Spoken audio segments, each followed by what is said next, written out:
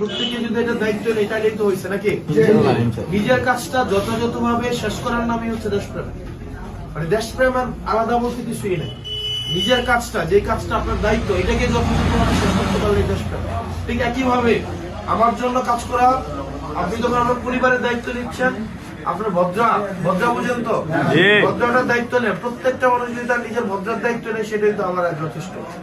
আপনি আর এখানে বাড়ি হয়ে আপনার দরকার নেই ভানির গিয়ে দায়িত্ব নাও।